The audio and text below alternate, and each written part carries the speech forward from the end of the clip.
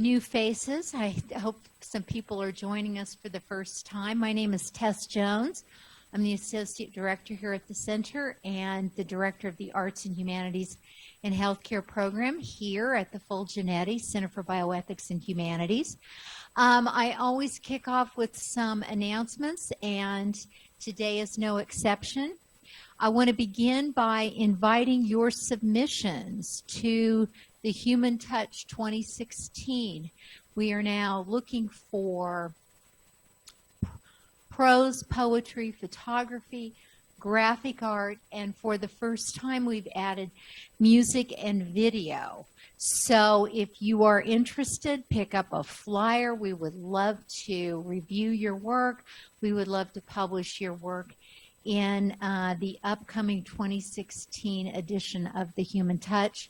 The deadline is December 20th, so it's coming up. Oh, and another announcement, and this is really sad and troubling because we're expecting a blizzard tomorrow, and 2 years ago we actually also had a blizzard. It's the fall concert. It's the Eurythmias Choir and Melomania Orchestra. They seem to bring us exciting weather as well. It's tomorrow evening. It's at 7:30. It's free and open to the public, and it's in the large auditorium of Ed 2 South. So if you're on campus, stay, find something to eat, and then go and hear an extraordinary concert with our orchestra, Melomania, and our choir, the Eurythmias. And one more announcement, and actually the Eurythmias will be here on Monday, December 7th for their annual Spirit of the Season concert. They do a terrific job every year, so we look forward to seeing you then at noon on Monday, December 7th. And that finally brings us to our presenter today. I met Jeremy last summer. Yeah. He happened to come down here to talk with me about what was going on in the CU Art Museum, and I promptly invited him to do an Arts in Medicine because I was so interested in his work. Jeremy Blair is the academic liaison and public engagement curator at the CU Art Museum at the University of Colorado Boulder. He received his bachelor's and master's degree in art education from Miami University. And get this, Jeremy is a former K-12 art teacher. We love that. I'll talk a lot about it today. I'm so glad. He completed his doctoral work at the University of North Texas and is formerly a professor of art education at the University of Georgia. He's presented at conferences centered around themes of art education and qualitative inquiry, and he's published studies in various journals in the field of arts education. Jeremy just joined the faculty at CU Boulder. Have you been there a year? No, I just started in June. Just started June. We are really lucky to have Jeremy Blair on our faculty, so please welcome him. Thank you so much. I'm really excited to be here. Very unique space, very unique program. So when I met Tess back in July, I was just blown away by all the research, all of the different things that are going on in the galleries, how she's connecting all kinds of different departments on campus, and it was really reflecting things that I wanted to do at CU Boulder. I've presented on this topic before at other conferences and things like that, but never in the way I'm going to do it today, mainly because I have to be careful in other venues. Here, I don't. Here, I feel like it's a safe space where I can let it all hang out and I can be truthful, and I don't have to put on the academic language, right? You know what I mean? How we all have to be very PC. So I'm going to share my dissertation with you today.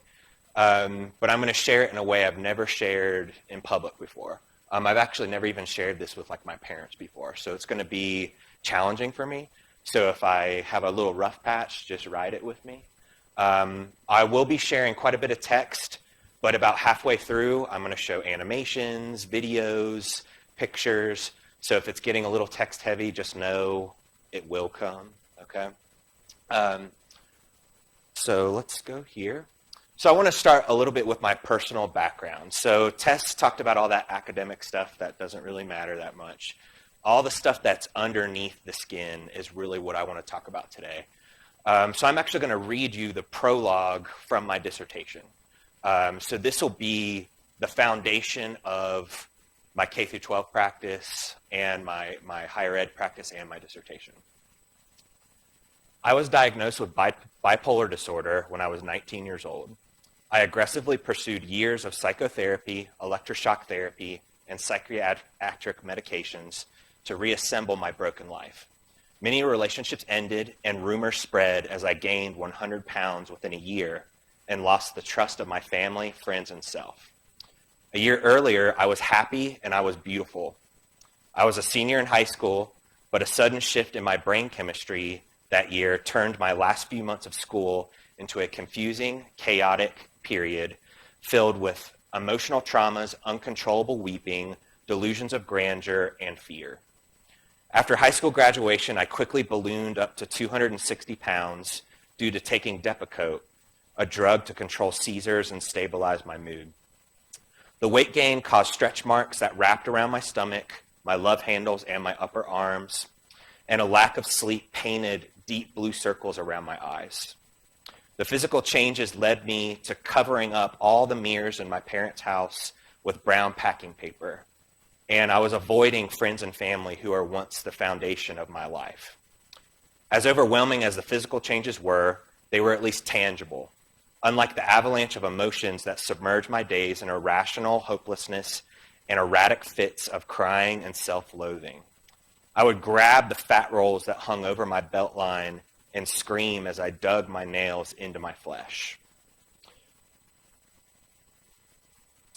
One time during the day, while my parents were working, I would shamefully sneak to the basement and choke myself with a black plastic cord. I would also repeatedly punch myself in the chin, trying to knock myself unconscious. These uppercuts to my own jaw progressed to sucking on the barrels of my father's antique guns, somehow remaining sensible enough to not pull the trigger. Experiencing physical pain distracted me from my mental instability and gave me a sense of relief. After months of struggling with day-to-day processes of living with manic depression, I quickly left the blackness of my depression and entered the world of mania. On that day, I wrote a letter to my parents on a piece of college-ruled notebook paper. From what I can remember, the letter shared my disappointment with myself and explained just how embarrassed I was to be Jeremy. I got in my car and drove to the Ace Hardware store that was 3 miles away from my house.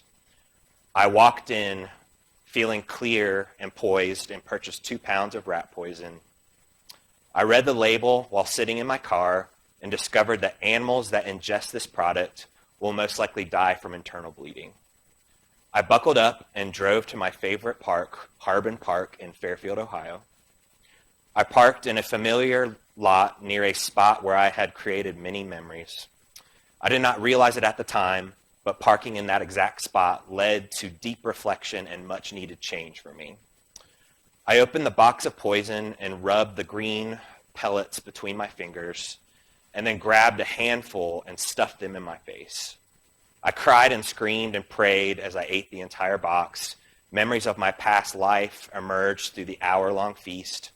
I remember those earlier times at the park, looking up at the stars while holding my girlfriend's hand, lighting cheap fireworks in the field close to the parking lot, and these were the types of memories that had been dormant due to medications, shifts in brain chemistry, and the blinders I had chosen to wear for years. My gut rumbled, and the reality of my actions dawned. I ran to a nearby construction site and asked a worker to call 911 on his cell phone. I sat on his tailgate ashamed. The life squad called my father, and he arrived just as I was being loaded into the back. The look on his face was something I could never forget. My father looked at me while listening to the paramedics and scanning the scene. It was a look of disappointment, failure, anger, fear, but also unconditional love. His look was not a reaction to my suicide attempt. Rather, his face reflected his own bewilderment, his not knowing how to support me, even though he had been overly proactive and supportive throughout my struggles.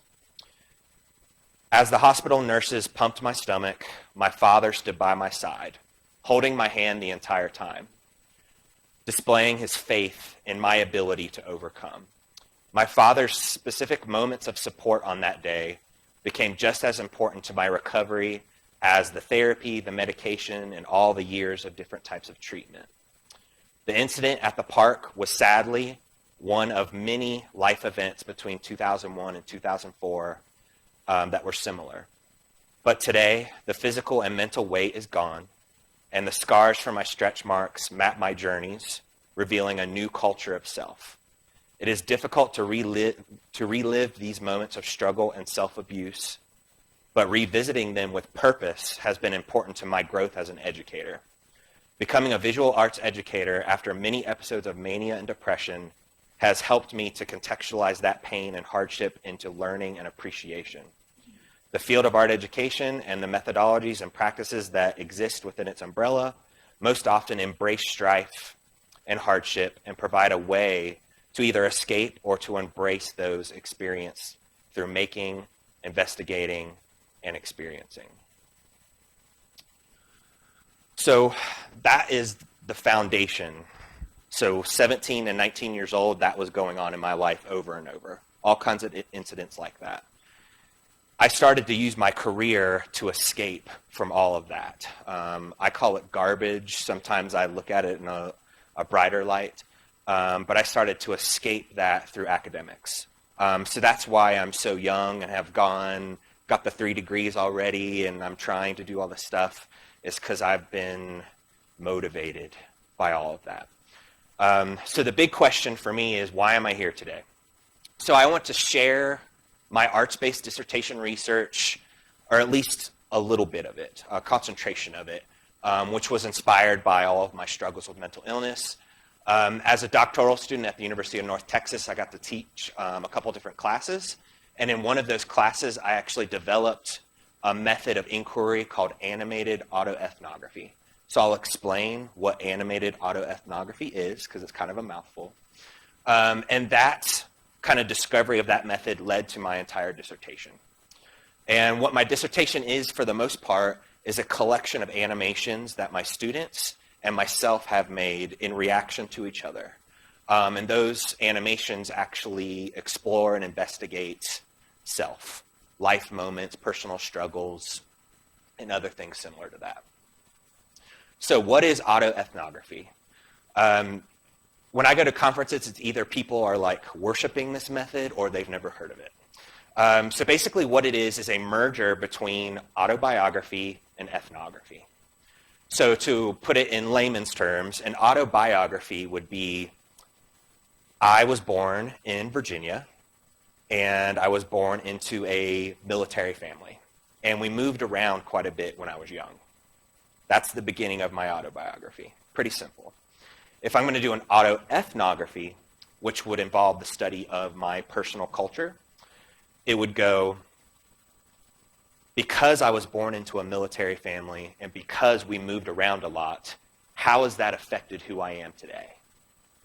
I have no idea, but it's a worthy investigation, right? So most people, most researchers that use this method, this qualitative method, do it with traditional writing. So they actually write and write and write pages and investigate themselves. They ask these questions. How has growing up in a military family affected me? And they'll write a whole manuscript about that.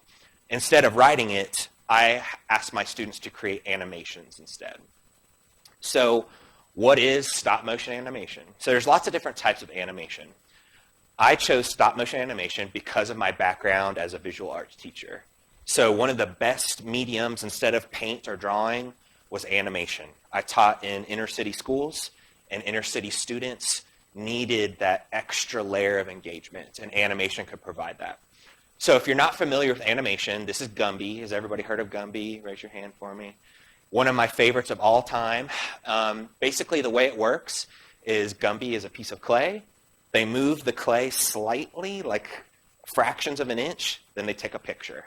Then they move it fractions of an inch again, they take a picture. And they keep doing that, thousands of individual pictures.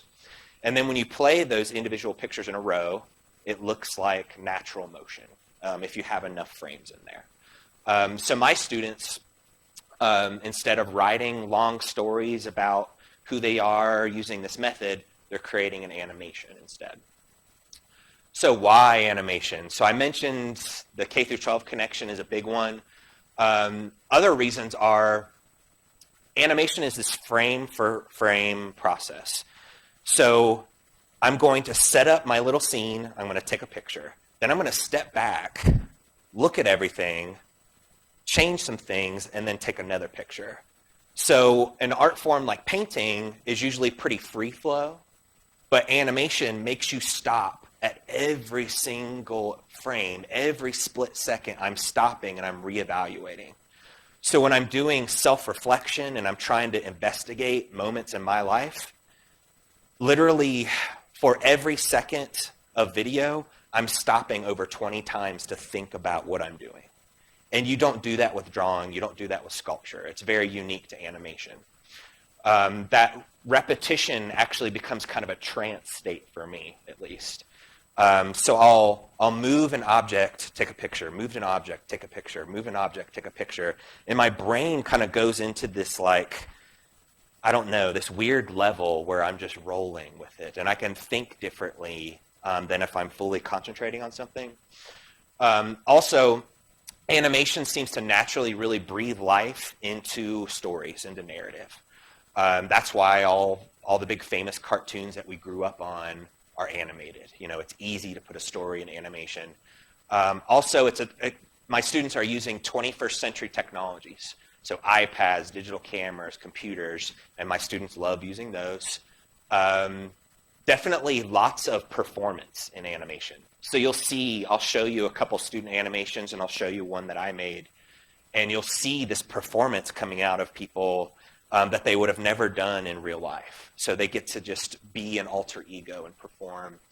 And then it's very entertaining to my students and they relate to it. So they grew up with South Park, they grew up with the Flintstones, so they can connect what they're doing to things that they grew up with. So quickly, what is an animated autoethnography? So we're merging animation like Gumby with this method of autoethnography, okay? So the way the project works is my college students would come up with a primary research question. So I'll just make one up off the spot. How has having red hair affected who I am? Something simple like that, because it probably has, but I don't know. I'd have to investigate that, right? So I'm going to pick that as my research question. And then I'm actually going to draft some ideas. Then I'm going to create an animation that investigates that question. And then I have a bunch of other formal things that I required them to do. I required them to kind of post things on a blog. I required them to actually present in front of everyone if they were comfortable. Sometimes the subject matter was a little too sensitive and I didn't force anybody, but the presentation in front of their peers was really important to show what they've learned. So here are some examples of self-research questions that my students came up with. And I really want you to hear these and see if you could answer any of these immediately. What was the happiest day of my life? So my wife is probably going to be watching this since it's being recorded. So I'm going to say it was when I got married, right? But is it? Is there a moment that was happier? I don't know. Which one of my socially constructed flaws do I embrace? So to talk more about my wife, to suck up, my wife has had a fear of the dentist. So her teeth are crooked, but she doesn't care. She owns it. She loves them. There's no shame. So even though society might say you have to have perfect teeth, she doesn't care. Okay? What makes me feel most vulnerable? Who is the most important person in my life? These are questions that my students came up with, and they're creating animations to investigate these questions. If my memory was erased tomorrow, what would I want to relive? I have no idea. It would take me weeks to really figure that one out. So some of the topics that emerged from these questions are students were investigating long-distance relationships was a popular one. Pregnancy, medical conditions, being a twin was actually used a few times by different people. Coming out of the closet, questioning religion, bullying, racism, placelessness, drug abuse. Students just openly wanted to investigate these topics within themselves. So here are the questions and kind of objectives that I wanted to figure out. So I coined this term, animated autoethnography. I want to figure out, is this an effective way to research yourself? Or am I just wasting my time? I don't know. We'll have to figure it out. Can doing this type of self-research through animation, can it lead to better teachers? So are my teachers, when they graduate and they go into the field and they become art teachers, are they better off? Do they know themselves better because they did this project? And then another one would be, in what ways does expressing experiences and elements of self through animation reflect postmodern directions in education? So is this type of method, am I adding anything to the field? Am I spinning wheels? Has this been done a million times before? I don't know. I had to really investigate that. So I created an entire website, so you're more than welcome to go to it. It's just www.animatedautoethnography.com, or you can just search my name and just put animation, and this will pop up as well. And this has all of my student animations. So all of my students that made an animation about their long-distance relationship and investigating how important that long-distance relationship was, it's up here. I have an animation on migraines. What do migraines feel like? Panic attacks, questioning God. There's animations on here that students have made. Also, my entire dissertation's on here. So if you're interested in the excerpt that I read, it's all up there. It's all on this website. And my contact information as well. So let's talk about a specific student. So Dorothy was an undergrad art education student. So she was training to become a teacher, and it was my job to train her to be a great teacher. And she suffers from panic attacks, like crippling panic attacks, to the point where college was really challenging for her. And she had to use art education and all of her studio art classes as an outlet to make it through this kind of challenging experience. So what Dorothy did was her main question was, how can I explain what panic attacks are to my loved ones, to my family, to my boyfriend? How can I explain it to them? What does it really feel like? How can I explain this kind of, intangible feeling to them? Okay. And what she did was she actually made a stop motion animation where she is the main actor. So when I mentioned earlier about performance, she is performing. So she's actually taking a step and then a picture, step, picture, step, picture. And then she adds all these colored lights. So when we watch the video in just a second, you'll see all these lights bursting everywhere, all these lines of color. And what's happening is she is laying on the bed, and there's someone behind the camera actually going like this with flashlights. So it's very analog. There's no fancy effects or anything. You can play it.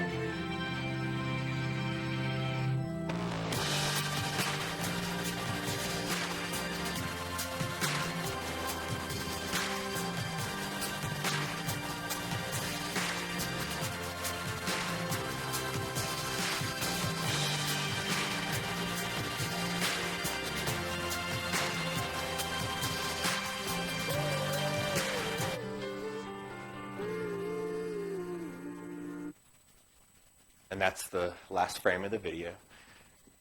Beautiful, right? And after I kind of gave a little bit of context, doesn't it make sense? And she was queen of the classroom after she played that. She was very nervous, like she thought people wouldn't get it. There was like a standing ovation in the classroom, like we were moved, like people actually like were overwhelmed emotionally by watching that for the first time. Dorothy herself came out of her shell, like she was much taller immediately somehow. She just got this big weight off of her chest. She even put this video on like social media, and her parents actually saw it, and her relationship with her parents actually improved because they are finally trying to understand, making that connection. And now she's a terrific teacher. I've stayed in contact with her. She made this video in like 2013. So I've still definitely stayed in contact with her. Let's watch another one. So Chris is another pre-service student in the art education program at UNT. And he was training to be an art teacher as well. He's in the same class as Dorothy. And he has a skin disorder that no one else can see. It's not visible to anyone. I had no idea. But he gets really, really bad keloid scars easily. So if he gets a little raspberry because he fell on the sidewalk, he's going to get a keloid scar on his knee pretty quickly. And this made him very insecure, especially with women, but just insecure across the board. And he created this animation basically personifying these keloid scars as a monster. So this monster is always kind of chasing him around and reminding him. And his biggest fear is getting in a car wreck. Because if Chris gets in a car wreck and he has a broken arm, he has a neck injury, he has a broken foot, which is all common in a car wreck, who knows what his body is going to react with those keloids, okay? So when you see these yellow lines appear, those are actually the imaginary keloid scars that no one else can see, but he can, and he lives with every day. You can play it.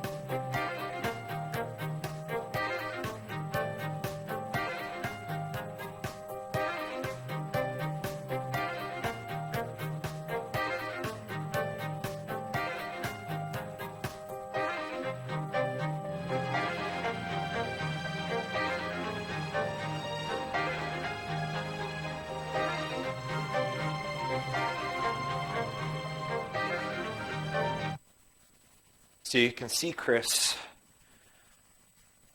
as everything he was doing, when he was eating his pudding for lunch, he was being affected by these thoughts. When he's with his friend and he actually pushes his friend, like his actual moods were being affected by how much he was thinking about it. And even his artwork was 10 times better when he actually showed this and got it out into the open and realized that nobody in the room, it didn't matter if he had this disorder or not. And it really, in my dissertation research, and I did a lot of interviews after they made these videos, and he was by far the most affected in a positive way by creating these video.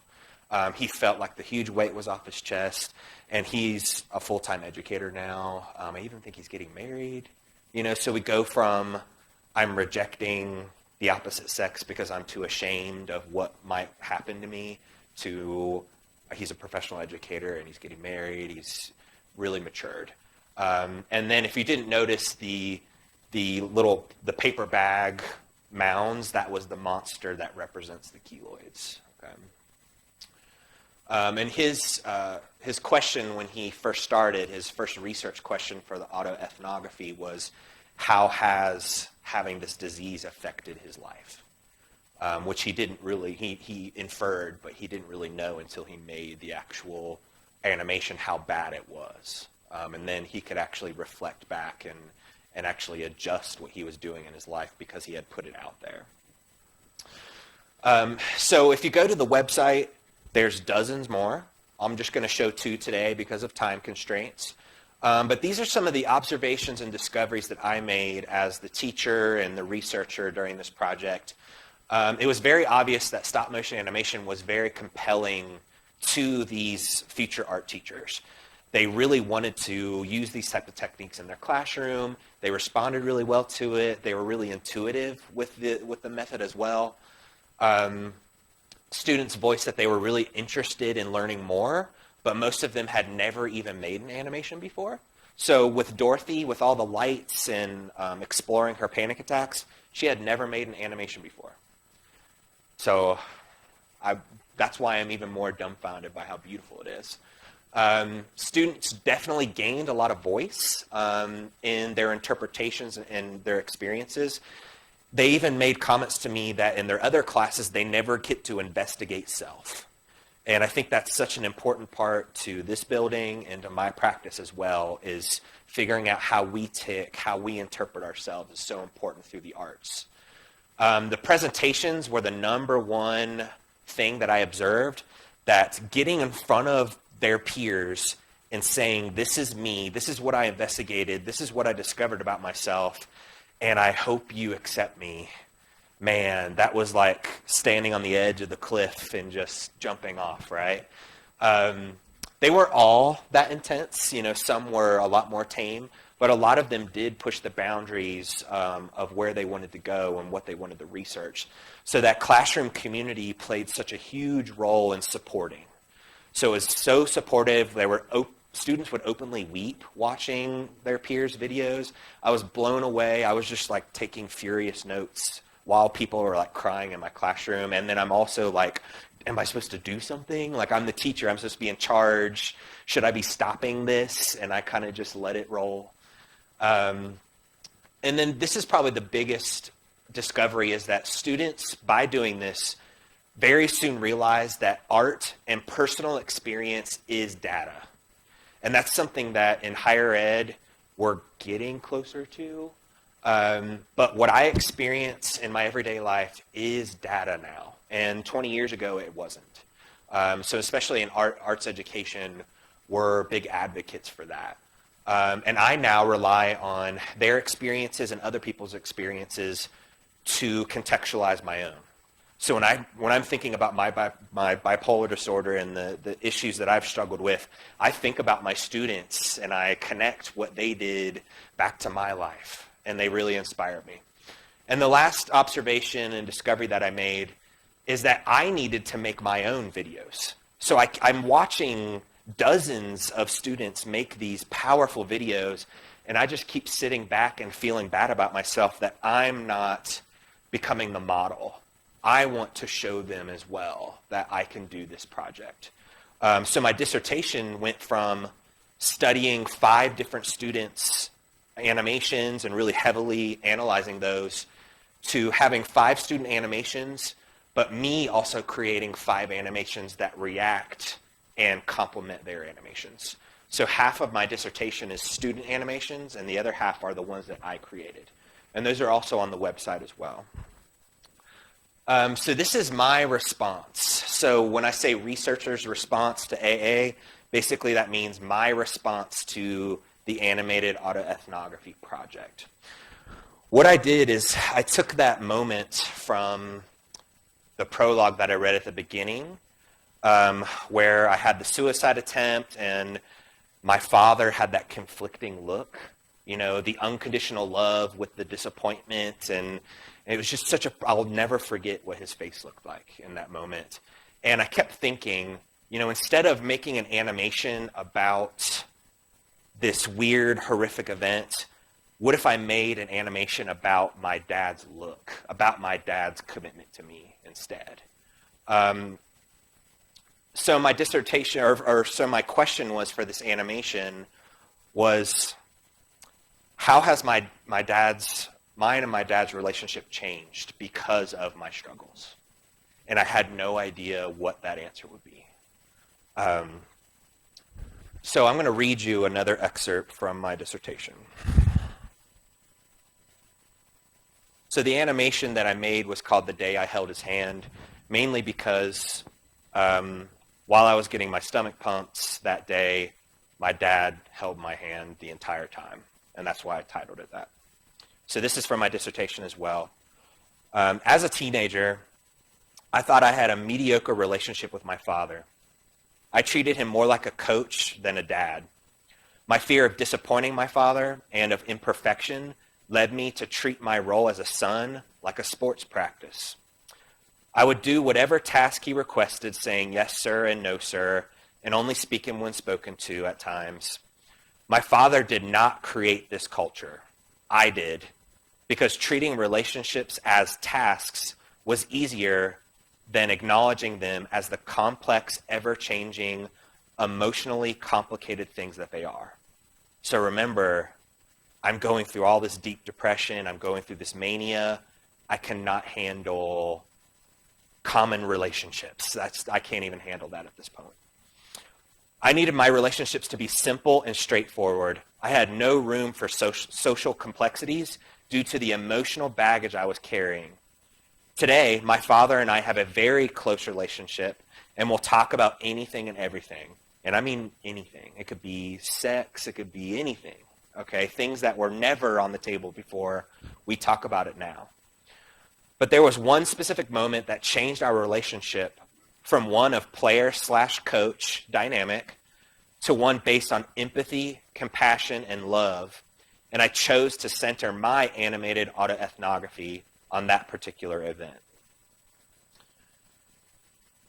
I can remember my mother screaming at the sterile, humming hospital lights several years ago. I could not see her mascara dripping, and I wouldn't have wanted to. I was wheeled through the hospital with green poison on my face and coating my stomach. I was hemorrhaging blood the color of sea foam. I will never forget the smell of the half-digested rat poison that I ate in the park. The nurse flushed a mixture of water and charcoal down my throat for several minutes. The plastic tube was thick and clear and could barely fit down my throat. My jaw felt unhinged like a boa constrictor, and I gagged repeatedly.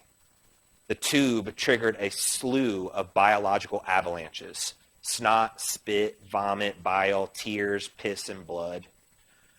My father stood next to me the entire time, watching me with one eye and my mother with the other. The nurse needed a urine sample to test my kidney function. Due to my physical weakness, my father had to place my genitals in a plastic container for me, which was a new low. Having your stomach pump is extremely painful, but my mental pain was much worse. The physical pain from the tube induced moments of clarity for me, distracting me from the illogical thoughts and self-absorbed actions and focusing me on the future. I felt the tube. I did not feel my depression. I saw my father in a different light after that day. My father reached out and held my hand as tears were running down my face and the tube was clogging my esophagus. He looked at me with tears in his eyes too. My tears were regret and embarrassment and fear. His were tears of worry and unconditional love. There was nothing in the world that would have kept him from supporting me at that bedside. I was a monster covered in regurgitated pellets who had rejected every friend I had. I was a monster who was going to make my parents live a life without me, but my father had faith in me. The horrific event is something that I will always carry with me, but the way I carry it is my choice.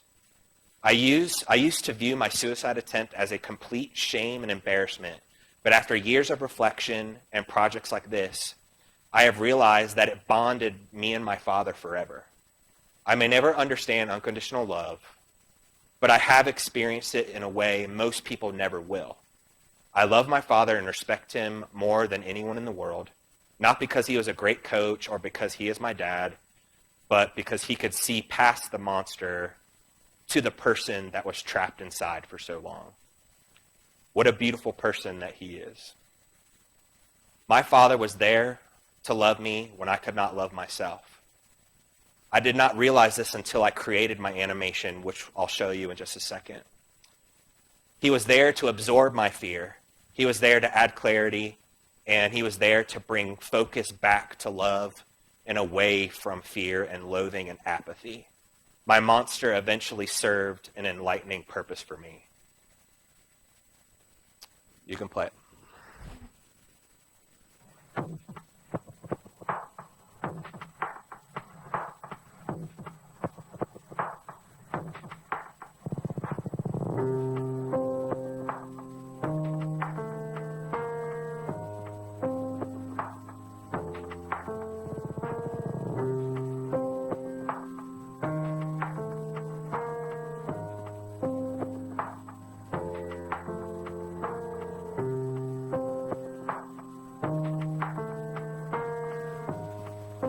When I was 19 years old, I was diagnosed with bipolar disorder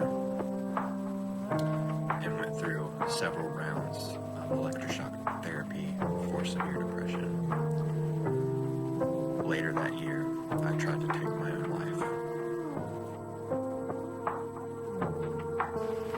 I sat in my car and ate rat poison in my favorite neighborhood park.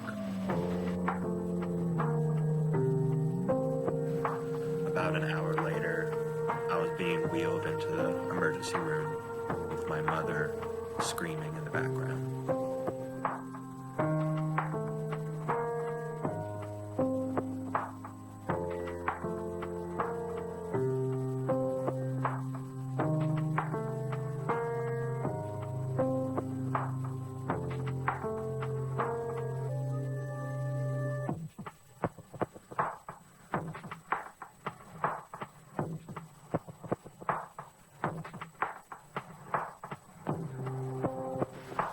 While getting my stomach pumped, my father held my hand the entire time while my mom waited in the waiting room because she was unable to handle the situation that I had put myself into.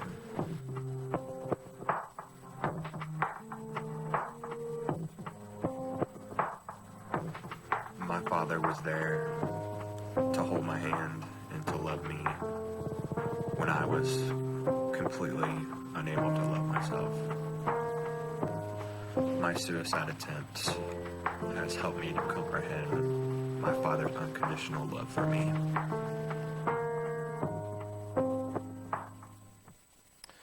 So without this project, I wouldn't have the relationship that I have with my father. I wouldn't understand unconditional love like I do. Not that I understand it fully, but I feel like I've experienced it pretty heavily.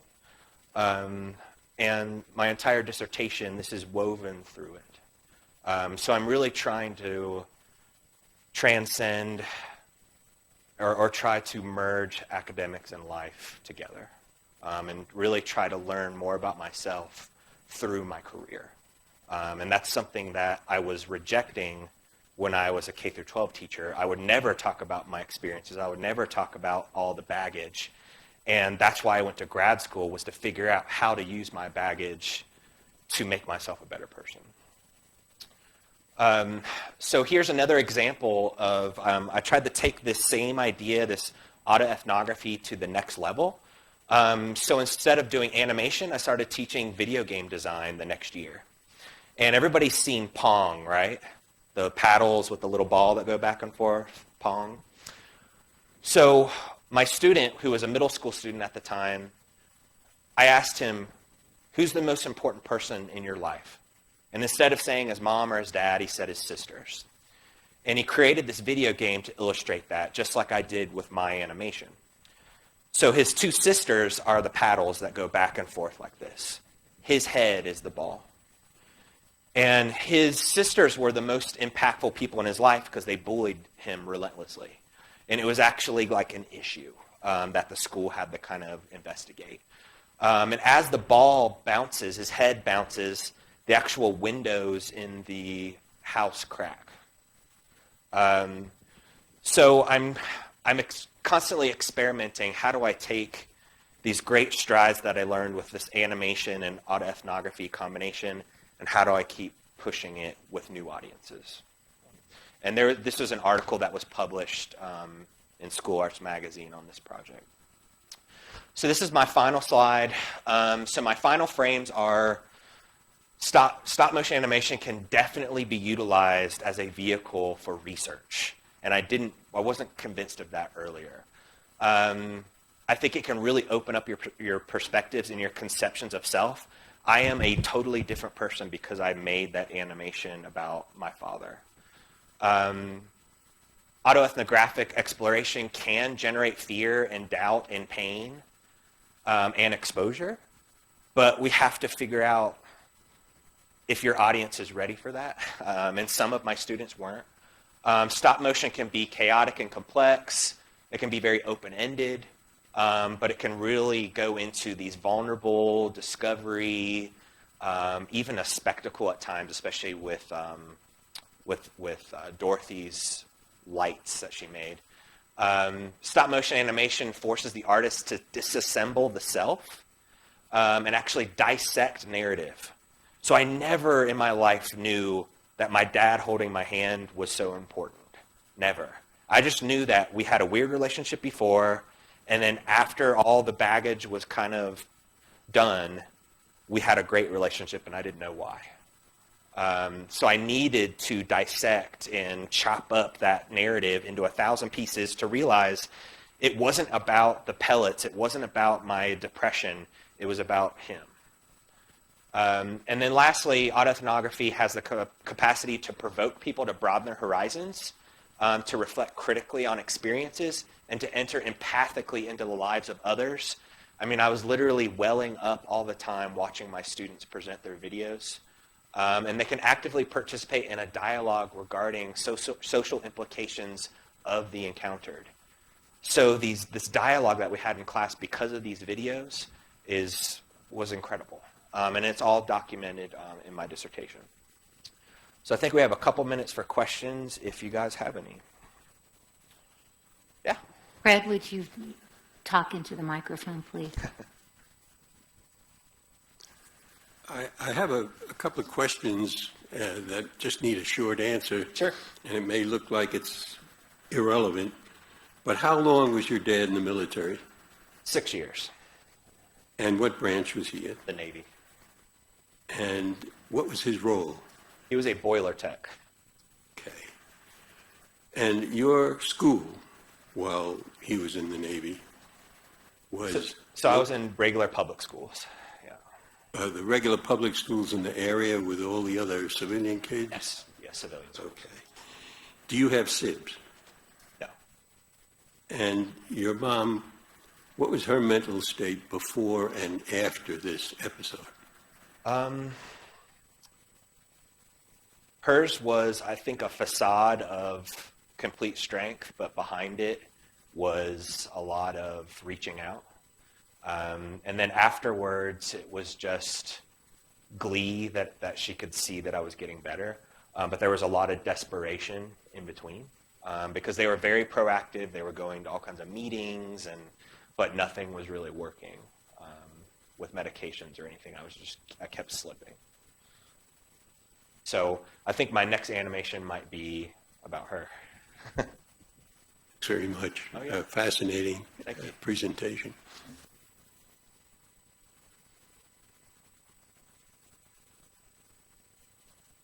Questions or comments?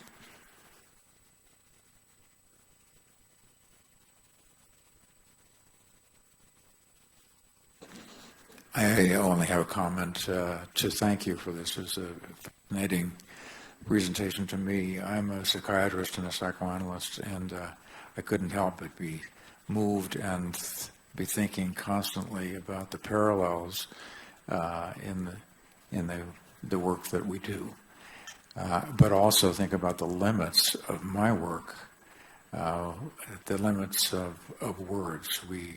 We limit ourselves to talking, the so-called talking and cure, and being able to use creativity and artistic expression. You've shown us how therapeutic that can be. Thank you. Yeah, I mean, when all of my stuff started happening, I had no idea how to even articulate it. It was, I feel bad. And I was so frustrated because I couldn't even put into words how I felt. And then 10 years later, I'm here. All because of art and education and being willing to research what I've gone through. So I hopefully have instilled that in my students that were in my class at North Texas for sure. And I do think about my psychiatrist back in those heavy times. I had the same person for years, and I think about him all the time. Like I always want to like knock on his door, and because he has no idea I'm here right now doing anything like this, you know. So I always think about reaching out to him and thanking him. I'd encourage you to do that. He'd be fascinated to know what you're doing, I think. And I thank you for mentioning that. One of the thoughts that I had was have some of your students also been in therapy, and would they be able to contrast their experience in the talking therapy with their experience with this auto-animation? Mm-hmm. Yeah, that would have been a great like further research at the end of the dissertation, because I think I was running into some IRB issues with even asking them if they've been in therapy before. But I would love to, in a hypothetical world, you know, be able to ask that for sure.